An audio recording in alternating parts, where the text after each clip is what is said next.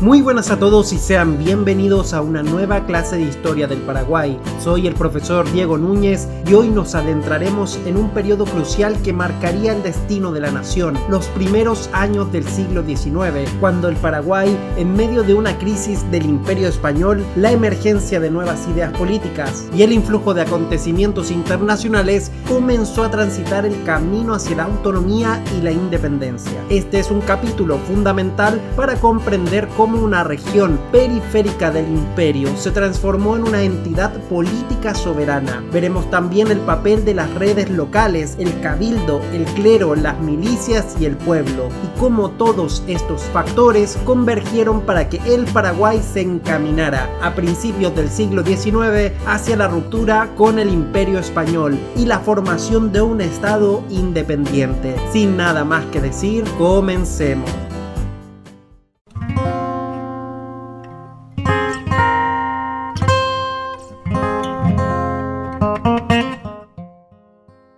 Los primeros años del siglo XIX estuvieron marcados por una profunda crisis de la monarquía española. Las guerras napoleónicas en Europa provocaron la invasión de la península ibérica por las tropas francesas en el 1808, la abdicación forzada del rey Fernando VII y la imposición de José Bonaparte en el trono. Este hecho deslegitimó el gobierno peninsular ante las colonias americanas, que ya venían experimentando insatisfacciones y reclamos de mayor autonomía. Paralelamente, el mundo atlántico experimentaba oleadas revolucionarias. La independencia de los Estados Unidos había mostrado que era posible romper con una metrópolis europea. La Revolución Francesa sacudió las bases del antiguo régimen y difundió ideas de libertad, igualdad y soberanía popular. Las revoluciones haitiana, irlandesa, italiana y otras sacudieron las viejas estructuras, extendiendo ideas ilustradas y republicanas. Estas corrientes llegaban a América Latina a través de libros, noticias clandestinas, rumores, viajeros y correspondencia privada. En este panorama global convulso, las élites criollas de la América española comenzaron a preguntarse: ¿por qué seguir obedeciendo a un rey cautivo, a una monarquía en crisis? ¿Por qué no aprovechar la ocasión para ganar mayores libertades, controlar sus propios recursos y gobernarse a sí mismas? En el Río de la Plata, estas preguntas resonaron con fuerza. Aunque las realidades coloniales españolas no eran idénticas, la hazaña norteamericana probaba que la ruptura con la metrópoli no era una fantasía. Además, las guerras napoleónicas y la invasión de España por Francia demostraban que la monarquía española ya no podía garantizar seguridad ni prosperidad. En el Río de la Plata, el surgimiento del virreinato en 1776 había creado una nueva dinámica. Buenos Aires se convirtió en la capital virreinal y desde allí se irradiaban las políticas borbónicas. Sin embargo, las colonias interiores, como el Paraguay, no siempre se beneficiaban de esta reestructuración. Por el contrario, se sentían subordinadas a los intereses porteños y metropolitanos, sin obtener ventajas tangibles. A inicios del siglo XIX, el Paraguay arrastraba las tensiones acumuladas durante el periodo colonial. La economía basada en la yerba mate, el tabaco, la ganadería y la agricultura de subsistencia dependía del puerto de Buenos Aires y las regulaciones imperiales. Las constantes restricciones, impuestos y el monopolio comercial ejercido por la metrópoli y la intermediación porteña provocaban frustración en las élites locales. El recuerdo de la Revolución Comunera, un importante antecedente de la protesta contra la metrópoli y sus funcionarios, seguía vivo en la memoria colectiva. Aquella rebelión, aunque derrotada, había mostrado a los paraguayos que podían organizarse y resistir a la opresión. Ahora, ante la crisis de la corona, resurgen las preguntas: ¿por qué seguir aceptando las normas injustas, el monopolio comercial, las trabas al desarrollo local? La sociedad paraguaya a principios del siglo XIX era mayoritariamente mestiza, con una identidad cultural basada en el uso del guaraní, la religiosidad popular y la vida rural. La Las élites criollas, formadas por propietarios, comerciantes, funcionarios locales y militares, se consolidaban y querían mayor protagonismo. Estas élites veían con buenos ojos la posibilidad de romper con el yugo metropolitano, aprovechando el vacío de poder provocado por las guerras europeas. La abdicación de Fernando VII a manos de Napoleón en 1808 generó un dilema político en todas las colonias españolas. Si el rey legítimo no gobierna, ¿a quién debemos obedecer? Las autoridades locales se encontraron sin un referente claro. Las juntas de gobierno que comenzaron a formarse en diversas ciudades de América se presentaban como defensoras de los derechos del rey cautivo, pero en la práctica asumían la soberanía que la ausencia del monarca dejaba vacante. En el Paraguay, esta crisis de legitimidad se tradujo en incertidumbre. ¿Debía el Paraguay obedecer a la Junta Central de Sevilla, a la Junta de Buenos Aires o forjar su propia vía? La discusión sobre la lealtad se mezclaba con las aspiraciones locales de autonomía. La cuestión fundamental era que sin la figura indiscutida del rey, se abría el campo para discutir la soberanía, la representatividad y el autogobierno. El Paraguay, parte de aquel virreinato, debía decidir si se subordinaría a la Junta de Buenos Aires o si las autoridades coloniales en Asunción, encabezadas por el gobernador Bernardo de Velasco, rechazarían inicialmente la pretensión porteña. Velasco representaba el orden colonial y la lealtad a la corona española. Sin embargo, no todos compartían su visión. En el seno de la sociedad paraguaya hubo partidarios de la Junta de Buenos Aires que veían en ella una oportunidad de cambio y mayor autonomía respecto de la vieja metrópolis. La tensión entre partidarios de Buenos Aires, conservadores realistas y autonomistas paraguayos creció. El envío de expediciones militares desde Buenos Aires en un intento de someter al Paraguay a la Junta porteña solo enrarece el ambiente. Los paraguayos resistieron con éxito la invasión comandada por Manuel Belgrano a finales de 1810 y principios de 1811, lo que fortaleció el orgullo local y la idea de que podían defender sus intereses por sí mismos. Esta experiencia militar consolidó el liderazgo de sectores criollos e indignó a quienes veían a Buenos Aires como un nuevo opresor, no tan diferente de la metrópolis española. La semilla de las nuevas ideas no surgió de la nada. Las reformas borbónicas del siglo XVIII habían intentado modernizar la administración colonial, fortalecer la economía, impulsar la educación y la ciencia y racionalizar la fiscalidad. Estos cambios habían introducido con lentitud y no sin resistencia una mentalidad más crítica, abierta a las novedades científicas, técnicas y filosóficas. En el Paraguay, la influencia de la Ilustración fue modesta, pero presente. Intelectuales formados en universidades del Alto Perú o en el Seminario de Córdoba, frailes ilustrados, algunos jesuitas antes de su expulsión en 1767 y funcionarios reformistas habían sembrado ideas de un buen gobierno, uso de la razón, mayor eficiencia administrativa y la necesidad de fomentar la agricultura, la industria local, la educación y el comercio libre. Las élites criollas que se formaron en este ambiente eran más conscientes de las limitaciones del sistema colonial, comprendían la importancia de la razón, del bienestar común y de la libertad económica. Si bien no todos eran republicanos o liberales y muchos solo aspiraban a una reforma moderada, el clima intelectual favoreció la crítica al orden colonial y abrió el camino a pensar en la autonomía política. La presión económica fue otro factor determinante. El Paraguay colonial dependía de los circuitos comerciales controlados por Buenos Aires y la metrópoli. El monopolio y las barreras mercantiles impedían el libre desarrollo de la agricultura, la exportación de yerba mate y tabaco y la obtención de productos europeos a precios razonables. Esta situación generaba descontento entre productores, comerciantes y consumidores locales. El contrabando con el Brasil portugués era una válvula de escape, pero también un síntoma de la insatisfacción con el sistema oficial español. La crisis napoleónica y las dificultades de la metrópoli para abastecer el mercado americano intensificaron la escasez en zonas como el Paraguay. Así, el Paraguay sufría las consecuencias del desorden internacional, sin contar con autonomía para adaptarse libremente a la nueva coyuntura. Las élites criollas del Paraguay no eran homogéneas, pero tenían intereses convergentes. Mayor control sobre sus asuntos, menos dependencia de Buenos Buenos Aires la posibilidad de comerciar con libertad y decidir su destino. Estas élites, agrupadas en familias influyentes, funcionarios locales, comerciantes, militares de milicias criollas y eclesiásticos ilustrados, comenzaron a conversar entre sí, a tejer redes, a intercambiar cartas y a evaluar las alternativas. La conformación de un liderazgo local que pudiera desafiar al gobernador Velasco, al virreinato y a las pretensiones porteñas fue un proceso paulatino. Se necesitaba un consenso mínimo. La experiencia bélica contra Belgrano y la defensa exitosa del territorio mostraron que el Paraguay tenía capacidad militar e identidad propia. La adhesión de sectores populares interesados en mejoras económicas y justicia local completó la base social necesaria para un movimiento autonomista. Todos estos factores concluyeron en el acto final que coronó el camino hacia la autonomía. La noche del 14 y 15 de mayo de 1811, un grupo de patriotas paraguayos liderados por figuras como Fulgencio Yegros, Vicente Iturbe, Mauricio José Troche y José Gaspar Rodríguez de Francia se movió para obligar al gobernador Velasco a aceptar la formación de una junta. Esta junta, formada por criollos peninsulares moderados, sería el primer paso hacia la emancipación. El movimiento no proclamó inmediatamente la independencia absoluta, pero se aseguró la ruptura con la autoridad metropolitana y porteña. Se asumió la soberanía en nombre de Fernando VII, pero en la práctica el Paraguay se gobernaría por sí mismo, sin interferencias externas. La Junta Paraguaya, constituida tras el golpe, negociaría con Buenos Aires y con otros actores procurando afirmar su autonomía. Aunque la independencia formal se declarará más adelante, esta noche decisiva fue el punto de no retorno. El Paraguay, influenciado por las crisis europeas,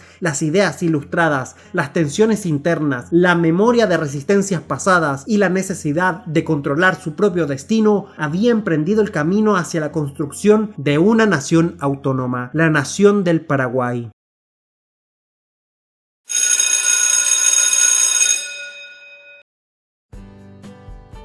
Bien, eso ha sido todo por hoy con lo que respecta al camino hacia la autonomía, influencias externas y cambios internos, principios del siglo XIX. Les dejaré dos preguntas que corresponden a este video y espero puedan compartir las respuestas en los comentarios o con sus compañeros. Y bien, la primera es: ¿cómo se influyeron las crisis internacionales y las ideas ilustradas en la decisión del Paraguay de buscar una mayor autonomía a principios del siglo XIX? Y segundo, ¿por qué fue tan importante la resistencia contra las pretensiones de Buenos Aires y la experiencia militar frente a la expedición de Belgrano en la construcción de una identidad autónoma paraguaya? Bien, espero que les haya sido de utilidad la clase y nos vemos la siguiente, la cual se titulará La independencia del Paraguay en 1811, el fin del dominio español. Eso ha sido todo por hoy, espero que les sirva mucho y les vaya muy bien. Soy el profesor Diego Núñez y pueden salir a recreo.